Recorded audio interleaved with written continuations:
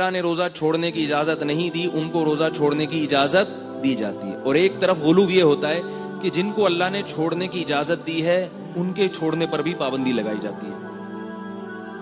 اللہ نے بیمار کو روزہ چھوڑنے کی اجازت دی ہے چاہے بیماری زیادہ ہو یا کم ہو. مسافر کو روزہ چھوڑنے کی اجازت دی ہے چاہے سفر میں تکلیف اور مشقت ہو یا نہ ہو. البتہ تکلیف نہیں ہے تو روزہ رکھنا افضل ہے اور بیماری میں بھی افضل ہے روزہ رکھنا. تو وہ بیماری جس میں روزہ چھوڑنا جائز ہے اس میں 2 شرطیں ہیں. 2 شرطوں کے ساتھ روزہ چھوڑ سکتے ہیں آپ. پہلی شرط یہ کہ اگر روزہ رکھا تو بیماری بڑھنے کا خطرہ ہو. آپ کو 99 بخار ہے, آپ نے روزہ رکھا تو 100 ہو جائے گا, تو آپ روزہ چھوڑ سکتے ہیں. چاہے چھوٹی بیماری ہو چاہے گلا خراب ہے, آپ کا خیال یہ کہ اگر میں نے روزہ رکھا تو دوا نہیں کھا سکوں گا, گلا مزید خراب ہو جائے گا. حالانکہ گلے کی خرابی کو کوئی اتنی بڑی بیماری نہیں سمجھا جاتا.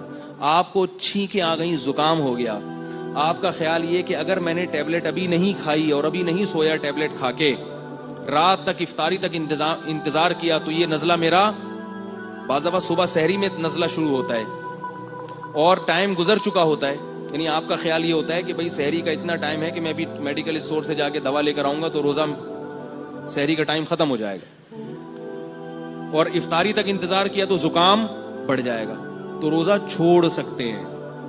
اب اس میں کوئی آپ کو تانا دے چھینکیں آ رہی ہیں روزہ چھوڑ دیا تو اس کو بولو اللہ سے جا کے بولو.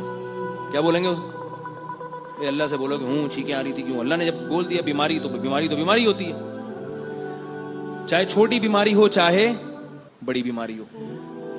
دوسرا مسئلہ یہ ہے کہ بیماری میں بڑھنے کا اندیشہ تو نہ ہو لیکن بیماری کے دیر سے ٹھیک ہونے کا اندیشہ ہو.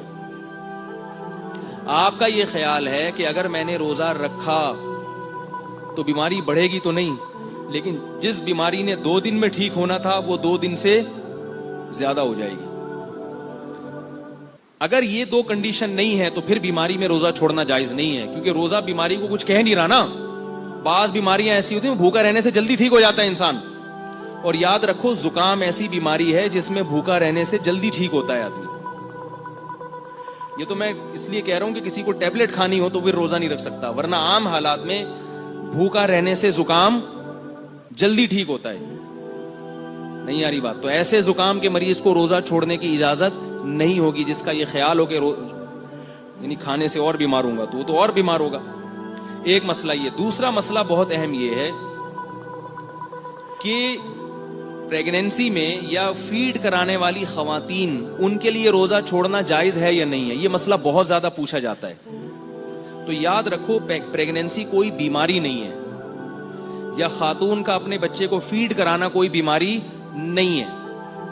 لوگوں کے بہت کالز آتی ہیں اور لوگ کہتے ہیں ڈاکٹر نے منع کیا ہے. آج صبح ایک صاحب کی کال آئی کہ ڈاکٹر نے کہا ان کو ہر تھوڑی دیر کے بعد پانی پینا ضروری ہے کیونکہ یہ بچے کو فیڈ کرا رہی ہیں, لہذا ان کو ہر تھوڑی دیر کے بعد پانی پینا ضروری ہے. میں نے کہا یہ کب سے ضروری ہوا ہے؟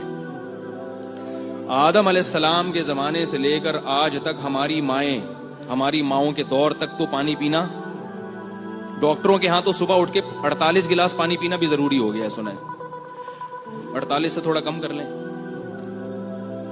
ایک صاحب نے بتایا کہ ڈاکٹر نے کہا کہ صبح 6 گلاس پانی پیا کرو. میں نے کہا اللہ کا واسطہ نہیں پیا کرو. ابھی اس کی ڈیٹیل پھر کسی اور وقت بتاؤں گا. دنیا میں کوئی جانور بھی صبح اٹھ کے پانی نہیں پیتا, الا یہ کہ رات کو پینا بھول گیا ہو یا پیاس بہت لگ رہی ہو, وہ بھی صبح کچھ کھانے کی طرف جاتے ہیں. تو میں نے کہا ان سے پوچھیں کہ یہ کب سے, یہ صرف آپ کی وائف کے لیے, یہ ہر خاتون کے لیے کب سے ہوا یہ؟ تو یہ بات یاد رکھیں, فقہا بیان کرتے ہیں کہ پریگننٹ عورت یا دودھ پلانے والی عورت جب کسی ڈاکٹر سے روزہ چھوڑنے کی اجازت لے گی تو 2 شرطیں ہیں. ایک تو یہ کہ ڈاکٹر اس فیلڈ کا ماہر ہو, نمبر 2 وہ ڈاکٹر دیندار ہو, رمضان کے روزے کی اہمیت بھی جانتا ہو. نہیں آ رہی بات؟ میرا خیال ہے بہت سے ڈاکٹروں کا اپنا روزہ نہیں ہوتا, وہ رمضان کی اہمیت ہی نہیں ہے ان کے دلوں میں, وہ ذرا سی باتوں پہ عورت کو اجازت دے دیتے ہیں روزہ چھوڑنے کی. تو پریگنینسی یا فیڈ کرانا یہ کوئی بیماری نہیں ہے. ہاں اگر کسی خاتون کو کمزوری ہے, وہ فیڈ کرانے سے باقاعدہ ان کو چکر آتے ہوں یا بچے کو نقصان کا خطرہ ہو, دودھ نہیں بن رہا ہو, پھر کسی ڈاکٹر کو بتائیں.